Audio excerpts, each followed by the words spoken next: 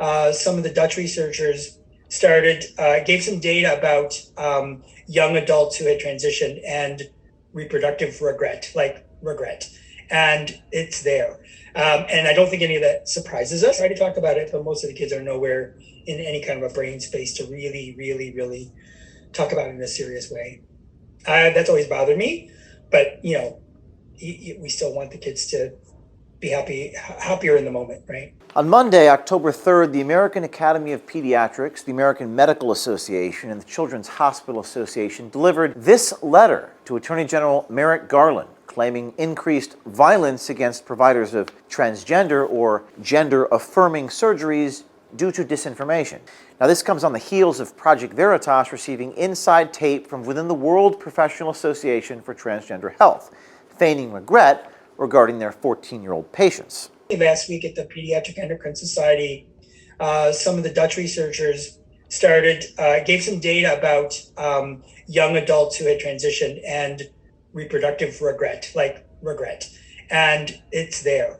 And I don't think any of that surprises us. It's always a good theory that you talk about fertility preservation with a 14-year-old, but I know I'm talking to a blank wall. And the same would happen for a cisgender kid, right? They'd be like, ew, kids, babies, gross. Or the usual stock answer is, I'm going to adopt. I'm just going to adopt. And then you ask them, well, what does that involve? Like, how much does it cost? Oh, I thought you just went to the orphanage and they gave you a baby.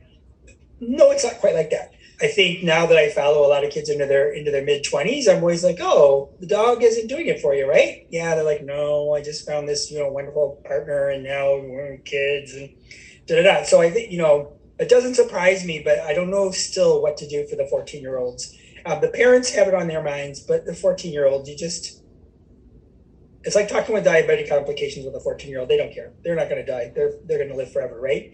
So I think when we're doing informed consent, I know that that's still a big lacuna of that we do it. We try to talk about it, but most of the kids are nowhere in any kind of a brain space to really talk about it in a serious way. That's always bothered me, but we still want the kids to be happier in the moment, right? Now, contrary to Dr. Metzger's own statements, the letter sent to the Department of Justice would consider any criticism or public review of these procedures as disinformation.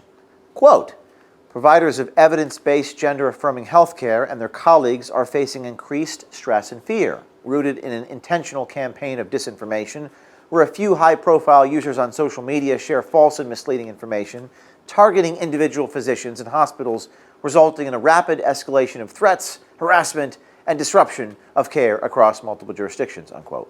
In her 2019 review of clinical research, Katrina Rowan, a professor at a New Zealand university, drew attention to a study that young girls between 14 and 19 were, quote, overwhelmed with information and finding it easier to switch off rather than engage with health professionals, unquote. In other words, young people are not equipped to fully understand the physical and mental ramifications of transition surgeries. Check out this news story about the Vanderbilt University Medical Center, where staff have been objecting to these procedures for children.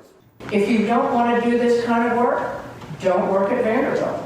One video shows Dr. Ellen Clayton telling employees that it is, quote, problematic when they object to providing transgender care.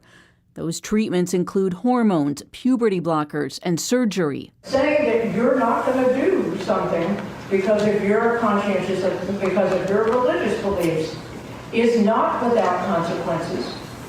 And it should not be without consequences. The videos also show financial incentives, as one doctor gushed about how much the procedures bring in. It's a lot of money. These surgeries make a lot of money. So female to male chest reconstruction can bring in $40,000.